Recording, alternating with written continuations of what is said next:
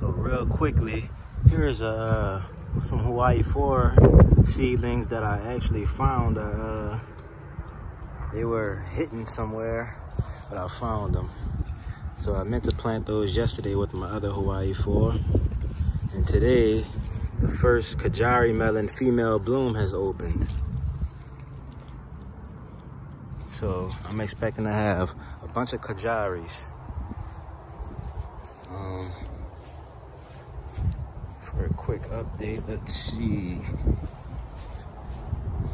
What I really wanted to show y'all was ahi pineapple, which has started to flower. This is an ahi pineapple transplant. The first one to flower. You can see the flower is closing, which means it's set. And now it's going to start developing its fruit. Now what I noticed is ahi pineapple has developed this first flower in a shaded area. So this area is partly shaded. And oh, this one has opened up its bloom. So this one just opened up its bloom today, because that wasn't open. I saw a white bud on here, but I didn't see an open bloom. So here you have it. It's slightly faster in that shaded location, but I'd say only by a day, judging by the progress of that plant. Here you can also see bud forming on this ahi pineapple. So what I'm going to start doing is I'm going to start planting my peppers in partial shade instead of full sun like they say to plant peppers. They normally say, you know, peppers are a full sun crop, but since I'm in zone 9B, I assume that I have more than enough heat to where I don't need to plant in direct sunlight, because that actually starts to hinder growth out here.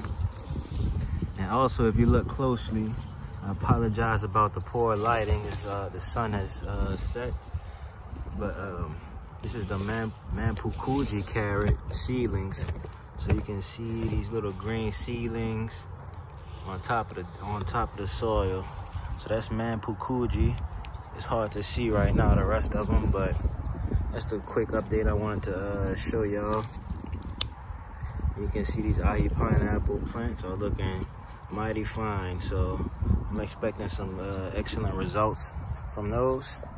And I'll see y'all in the next one. Oh, I guess I can show y'all what I've been working on today and why I'm making this video so late. Started purchasing those those 27-gallon totes like I said I would. I'm going to use that to catch water. I'll remove the lid once I'm expecting rain. I don't want any debris to get in there for the time being. And if we look in here, you can see some more bags, which I planted some white jade pineapples in, white jade pineapple plants. And if we look on this side, I've also been altering this area and planting higher. I realized when I used to cut those 30-gallon grow bags into 7.5-gallon bags, which is this right here, the weeds come up and I have to constantly weed and weed and weed. So I noticed that when I cut the 30-gallon bags into 15 gallons instead of 7.5 gallons, I'm having much better results. So that's my new planting method. I'm not gonna change these up because I have some spring high blueberries in there and whatnot. So I'm gonna just leave that how it is. Whoa. Sound like a lawnmower backfired. So I'm gonna just leave these bags how they are for the time being, but I'm loving that 15-gallon style. Is helping keep the weeds out. This requires 160 pounds of soil. That's the only problem. But I'm gonna end the video with this big old frog or toad. One thing about me, I don't know how to tell the difference between a frog and a toad. Hey, little guy, you wanna jump in my hand? I guess not. Look how big he is. Scouting out the garden looking for insects to eat.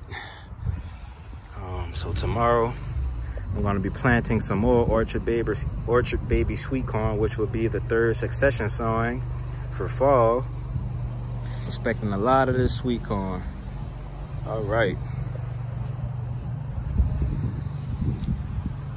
Hope y'all are enjoying y'all garden season as much as I am, or even more.